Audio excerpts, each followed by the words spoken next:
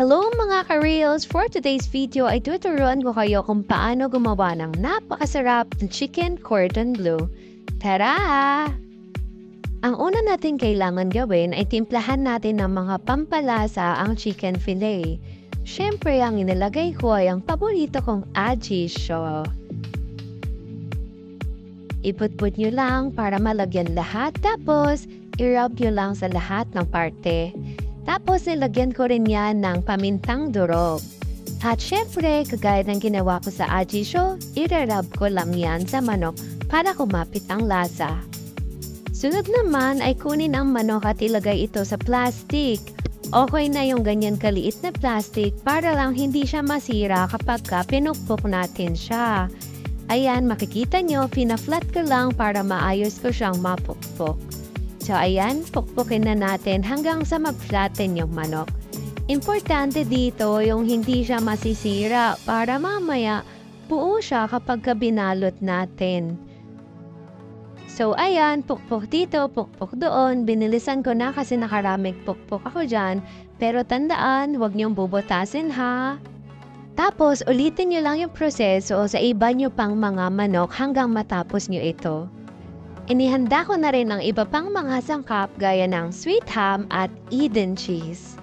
Eden, pagalawin mo naman ang baso. At kapag ready na ang lahat ng sangkap, babalutin na natin ito. Tara, tuturuan ko kayo. Una, kumuha ng sweet ham at ilagay lang ito sa gitna. Pagkatapos ay kumuha ka rin ng cheese. Nasa sayo yan kung gaano karami ang gusto mo. Ako, 2 slice ang nilagay ko at itinabi ko lang siya doon sa may ham. Tapos nun ay i-roll na natin siya. Ganun lang kasimple. So makikita nyo kung gaano ka-importante na may plastic para hindi siya mapupunit o mabubutas habang niro-rolyo. Pero wag yung iro-rolyo kasama yung plastic ha. Baka makain nyo yan. Masama sa kalusugan yan. So, tingnan nyo kung paano ko lang nirolyo. Ganyan lang, dahan-dahan para hindi masira. Hindi naman yan kailangan perfect ha. Wala naman mag-grade sa inyo. Ulitin nyo lang ang proseso sa lahat ng inyong chicken fillet at hanggang sa maubos ang fillings ninyo. Sa 2 pitsyo ng manok na finillet, ito na yung mga nagawa ko. Nakagawa ako ng 5 malalaking chicken cordon bleu. Ang next step, dapat nyo itong ilagay sa loob ng freezer sa loob ng 30 minutes to 1 hour para hindi siya maglasog-lasog o madurog bago natin siya prituhin. Once tumigas na siya kagaya niyan, lalagyan na natin yan ng harina. Importante na ma-cover lahat ng parts ng ating chicken cordon bleu, kagaya netong ginagawa ko. Next naman ay ilagay natin sa binating itlog.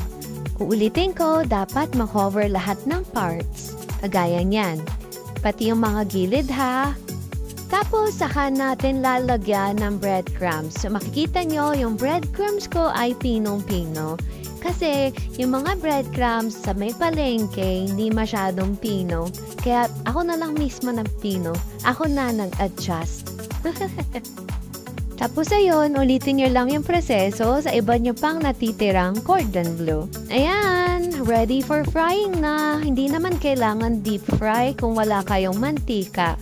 So kagaya ng ginawa ko, hindi ko siya tinip fry. At tada! Ito na ang finished product. Makagawa ako dyan ng 5 malalaking piraso ng cordon bleu. Thank you for watching mga ka-reels. See you again. At itry nyo na itong napakasarap na chicken cordon bleu recipe.